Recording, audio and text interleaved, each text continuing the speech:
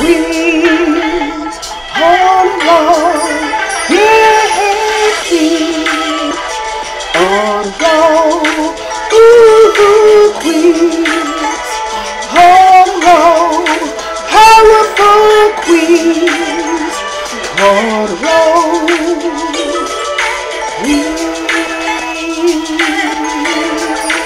ooh, queens.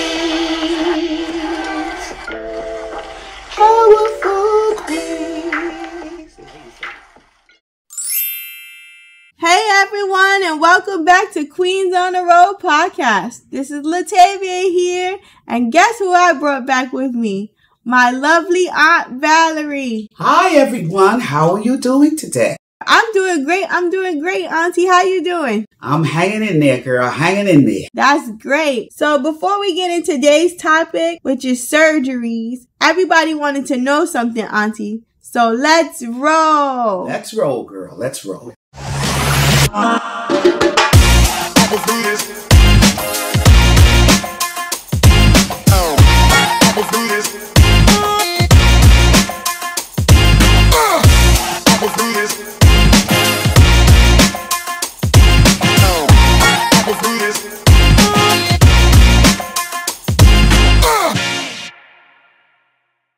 Hey Auntie, so everyone wants to know, how did we come up with the Queens on the Road song? Well, it's still baffling me. Yeah, I know, it's baffling to me too. It kind of happened accidentally, y'all. So I came to my aunt and I said to my aunt, I want to start this podcast called Queens on the Road. And here's what it's about. It's about, helping the ably different community and educating people about the ably different community. And she was like, I love that idea. I said, thank you, but I need a theme song. Can you help me out? So she said, okay, I'm coming over to your house. And we kind of just played around with it. But my aunt has a background in music. So tell them a little bit about your background, Auntie. Yes, I used to sing in a band called Sounds of Ebony. I was the lead singer. And so we were selected to be on Jerry Lewis, the comedian. He used to do a muscular dystrophy telethon, and our band was selected for that telethon. And I've always sang professionally. I've also sang in gospel groups, and I've done many different things. So this is where my background comes from, because I've always been either a lead singer or singing in a background. Yeah, so I always knew that Auntie had those singing credentials, but it really just happened by accident. She came over and we just played around with some words. I think my mom had some words and my aunt was like, no, scrap that. And I played the beat for her and she just started singing. Right, Auntie? Right, Latavia. We were just playing around and I began to put words to it. And I started saying things like, Queens on a roll, woo-hoo, Queens on a roll, powerful Queens. And when I looked, everybody was up, dancing, singing the song, and it just caught on. So I'm just grateful that you guys enjoyed it out there, and I thank you for your support. Yes, most definitely. When I tell you everybody loves that song, Auntie, everybody loves the song. And they said to me, you didn't address how you guys came up with the song in the last episode. So I said, okay, I have to give my listeners what they want, and I have to ask you, how did we come up with the song? And stay tuned, guys, because next season, we're going to have a full Queens on the Road song. We're working on it.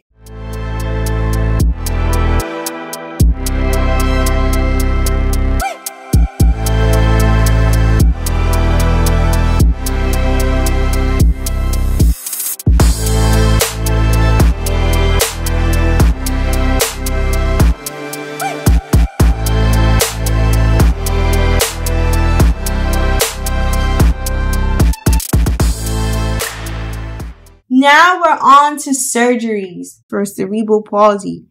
The dreaded surgeries. Oh, yes, the dreaded surgeries. Latavia, I remember how I believe you took 16 to 18 surgeries.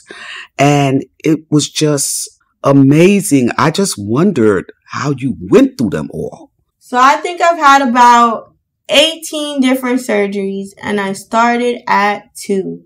There are 6 different types of surgeries. So I'm just going to explain what they are and go into detail with them. And then I'm going to tell you my experience with them.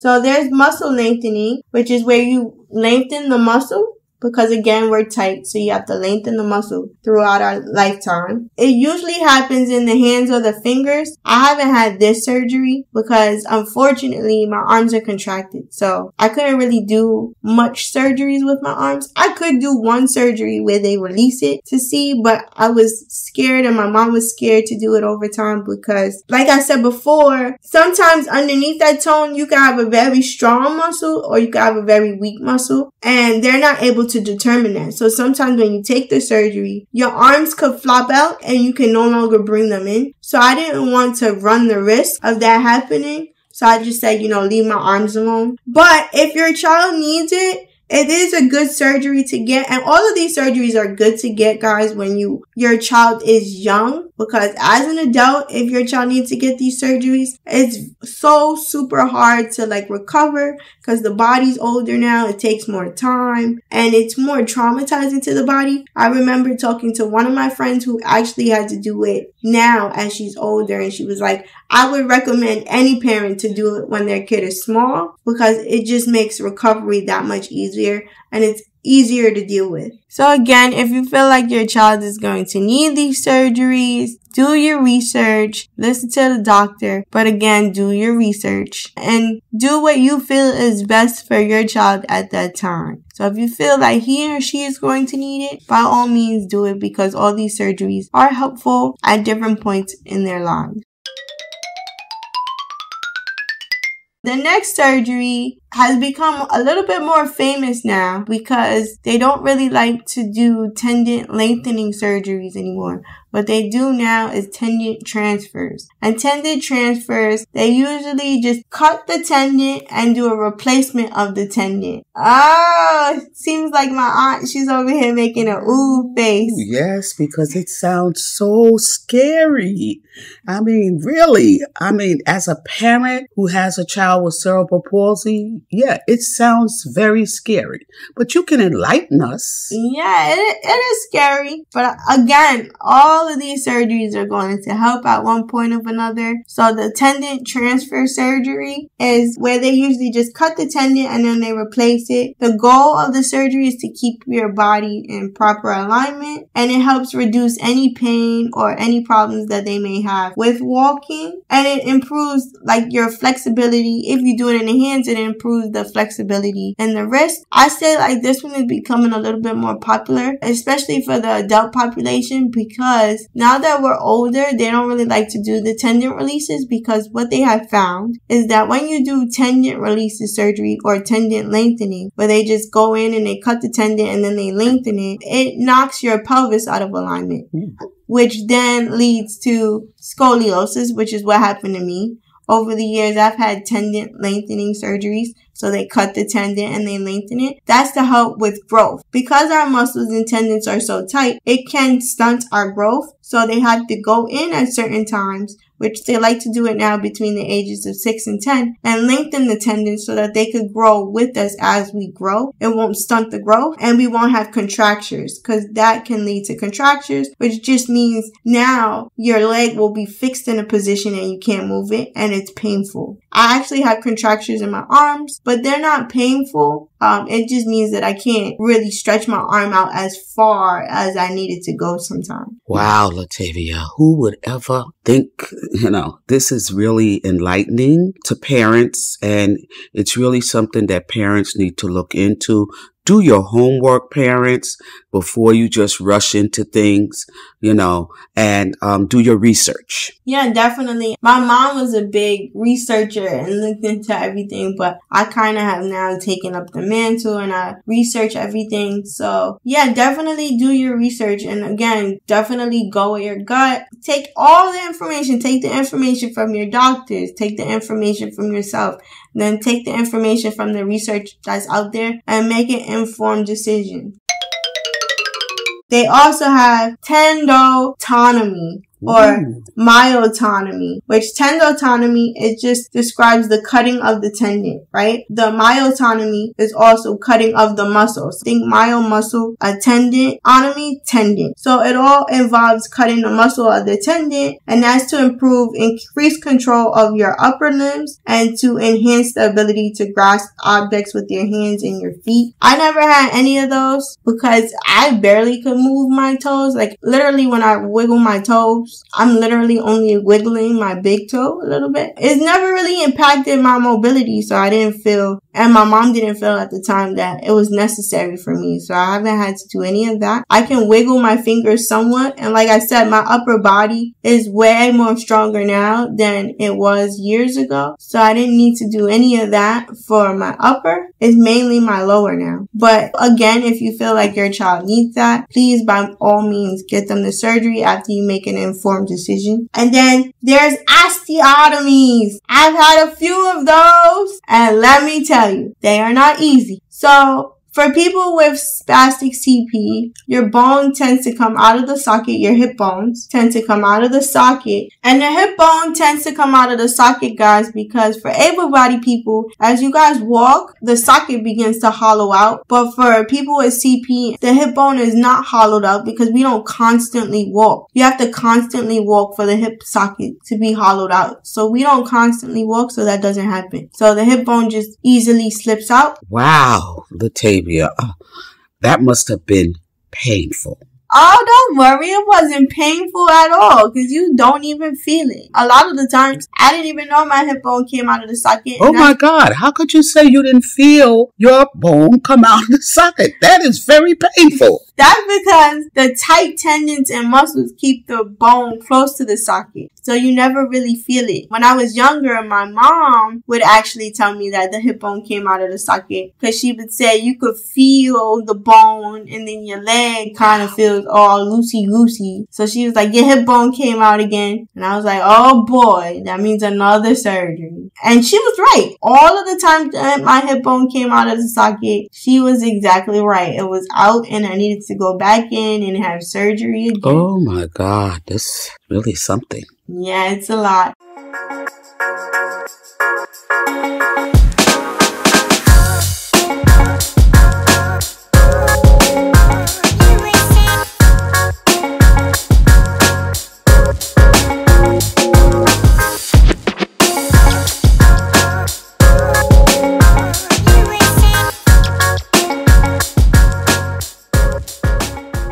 It's fun fact time.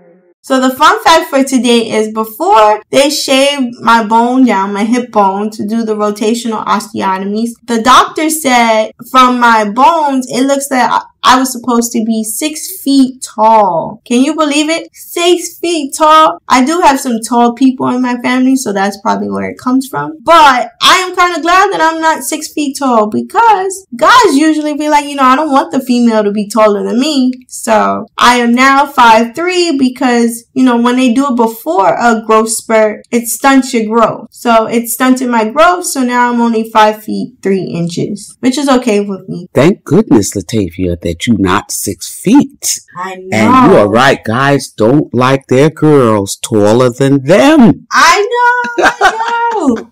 I know. I wanted to just go back to the tenotomy, myotomy, because I noticed that you said they cut the tendon. And I know that, I'm just talking now from my experience, for people that don't have CP, but they might have an Achilles heel tear, which is a tear in your tendon. I know that that is very painful. So I wanted to know if this procedure was very painful. So for people with CP, and again, I'm speaking from my experience, guys, for me, the surgery wasn't painful. The parts of the surgery that is painful is after it's all done and over with, you have spasm. And that's because, remember now, your tendons and your muscles are used to being in one position, right? They're used to being tight. So now you're relaxing them and you're making them loose, and they want to go back to where they originally were. So you'll feel like the muscle jump, and it's painful. It is extremely painful, and it hurts a lot. So that for me was the painful part of the surgery. And then they get you up the next day, because for people with CP, you know, if you lay around, you get tighter. So they didn't want all that hard work they did on surgery to make you loose and make you be able to stand up straight to be in vain. So you have to get up the next day. And when I tell you, walking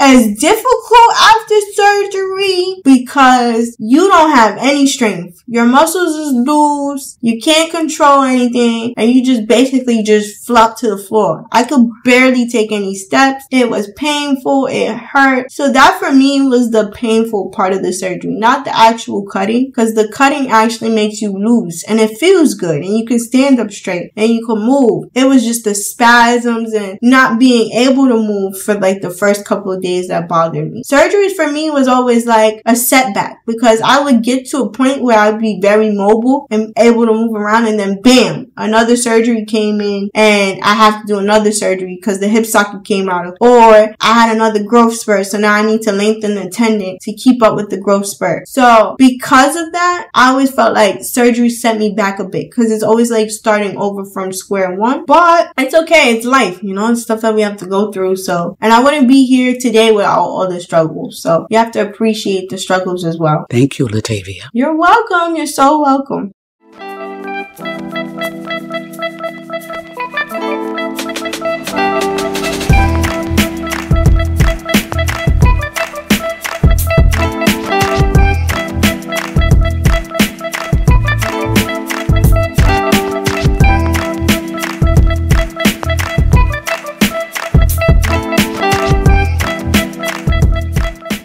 Story time.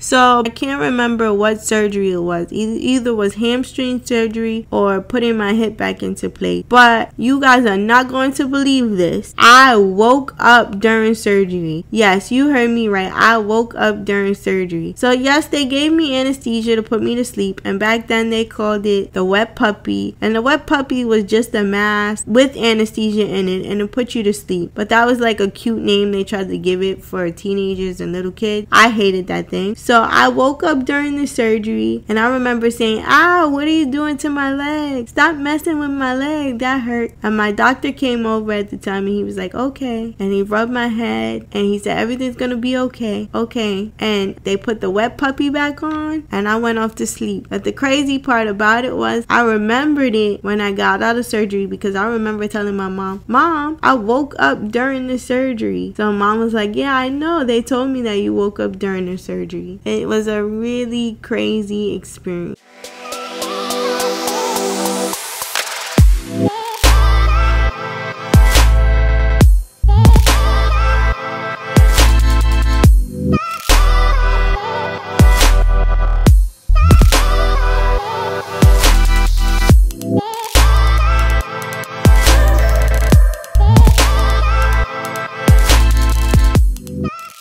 So the last two types of surgery is for people with severe spasticity, and that's arthrodesis, which is just the fusing of the bones together so that it makes it easier for you to walk. And then there's selective dorsal rhizotomy, which it involves getting to the root of the spasticity and cutting the nerves in the spinal column responsible for muscle stiffness. I thank God that I never had to do any of those surgeries, because they sound super, super invasive and super dangerous. But again, if you feel like your child needs it, parents, by all means do it and make an informed decision. But I thank God that I didn't have to do any of those things. And all of the information in this episode and in the last episode, the definitions of the surgery, what it entails, was courtesy of the United Cerebral Palsy Foundation, cerebralpalsy.org, and the Children's Hospital of Philadelphia. And please, guys, please remember that whenever I give you any information and also experiences, it's just my own personal experiences, how I feel about it, my own personal thoughts. So by all means, I know that the way I explain the surgeries may not be in the most technical terms, but that is the way they explained it to me growing up as a child, and I try to provide it in the most simplest way possible. So if you feel like you need a more in-depth look at all these surgeries, by all means, please make an informed decision and search it up online. All the information is there, and you could go to the websites that I went to. Those are great resources.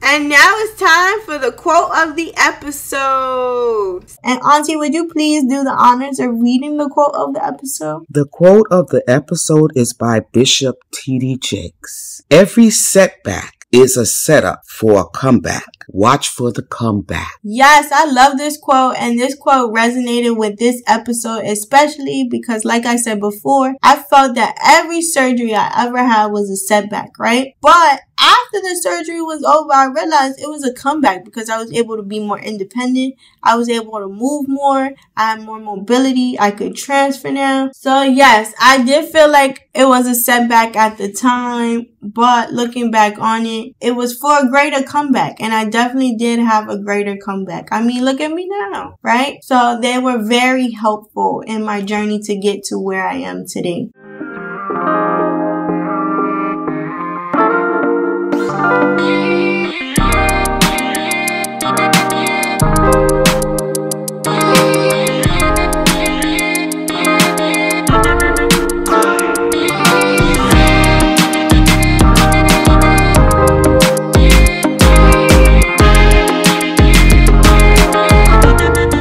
So that's all we have for you today, folks.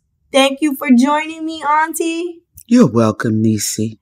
Thank you guys out there for sharing. Please continue to subscribe. You subscribe by hitting the little plus button in the corner. Let us know what you want to hear. And if anybody else out there who is ably different has a story to share, please share it with us at queensontherroad.podcast@gmail.com. That again is queensontherroad.podcast@gmail.com. I really appreciate that you guys are listening every week. Thank you so much. Please continue to share and run it up. And we're rolling out. Yes, we're rolling out because we are queens on a roll. See you guys next week.